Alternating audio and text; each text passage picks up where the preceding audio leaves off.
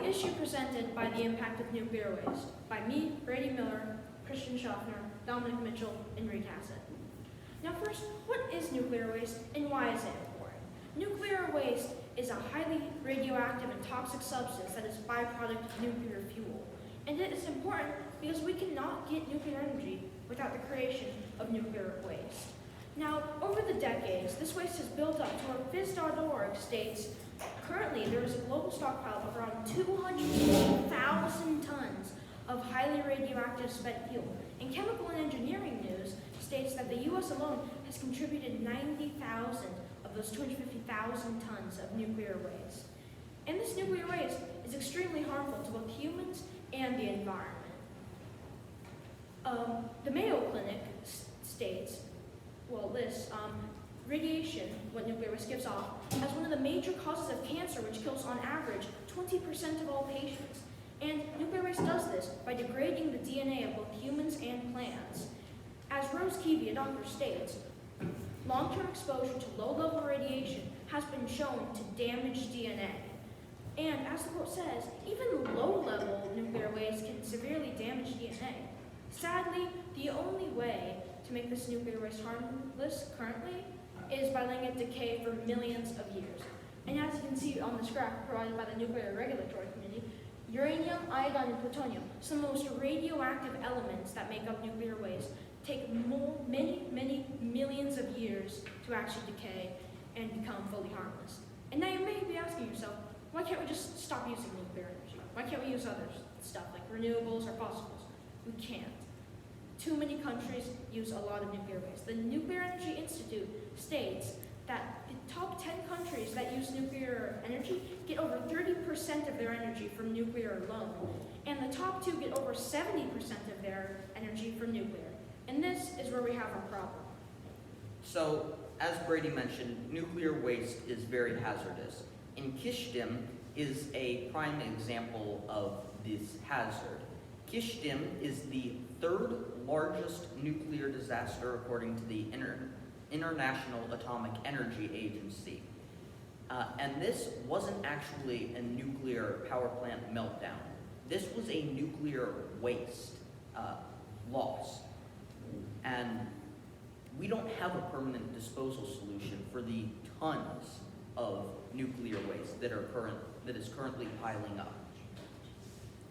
Nuclear waste is recyclable. Once reactor fuel, uranium or thorium, is used in a reactor, it can be treated and put into another reactor as fuel. In fact, typical reactors only extract a few percent of energy in their fuel. You could power the entire U.S. electricity grid off of the energy in nuclear waste alone. According to William Shughart, a professor with a PhD in economics from Texas A&M, the nuclear fuel recycling process is a straightforward one. It involves converting spent plutonium and uranium into a mixed oxide that can be reused to produce more electricity. A great solution, as it seems, although, according to the Pacific Northwest Laboratory, recycling spent nuclear fuel means separating the energy-generating plutonium from everything else in the mix, while not separating it in its pure form, which is viewed as a proliferation risk. However, William Shughart also states, as for concerns about proliferation, the reality is that no nuclear materials ever have been obtained from the spent fuel of a nuclear power plant, owing both to the substantial cost and technical difficulty of doing so, and because of effective oversight by national governments and the International Atomic Energy Agency. Also, the Office of Nuclear Energy mentions that over the last 55 years, more than 2,500 cask shipments of used fuel have been used and transported across the U.S. without any radiological releases into the environment or harm to the public. Next slide, please.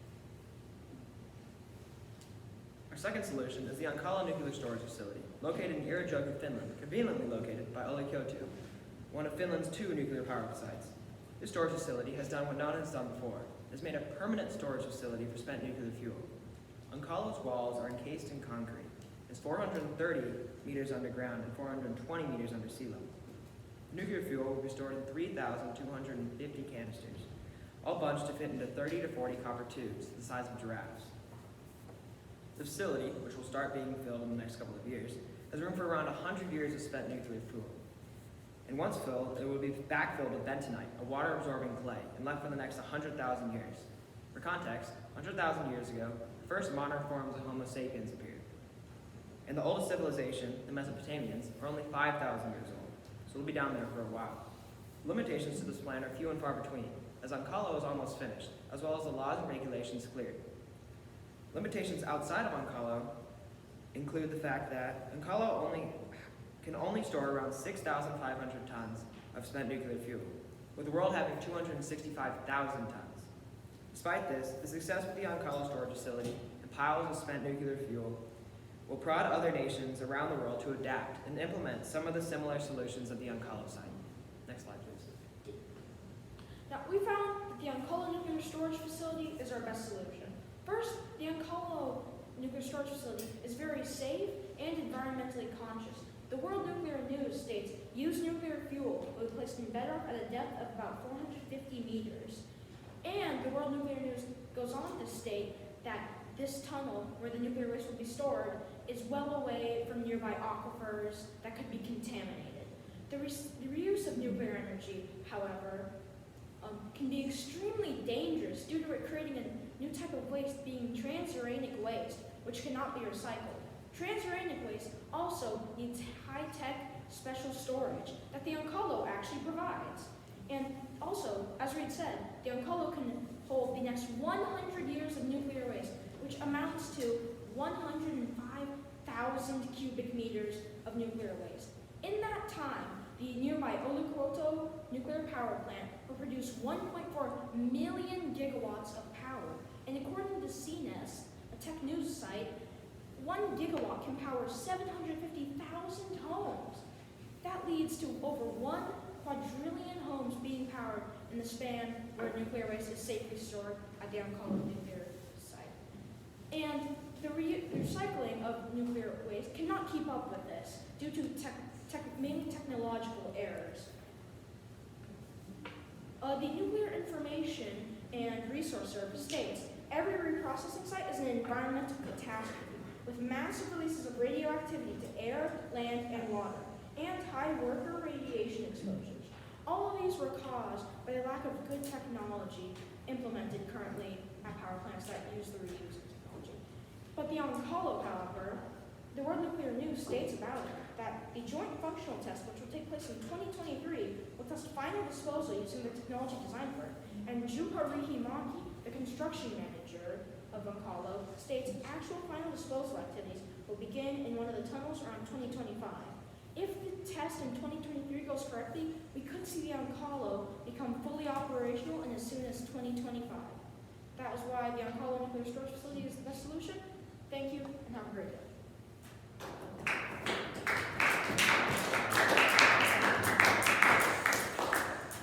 Thanks, guys. I got a few questions for you. As with the other groups, I'll just number you student 1, 2, 3, 4 for the purpose of the questions.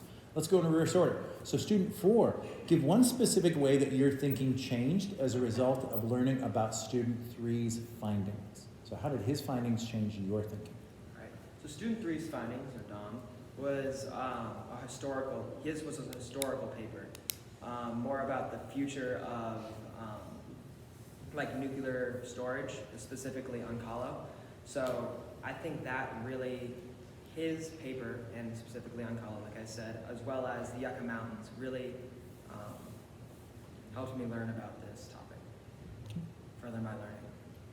Excellent. Okay. Student 3, reflecting on all your colleagues' work, so all 3 of the other guys, which one had the greatest impact on your understanding of the problem, like the problem of nuclear waste?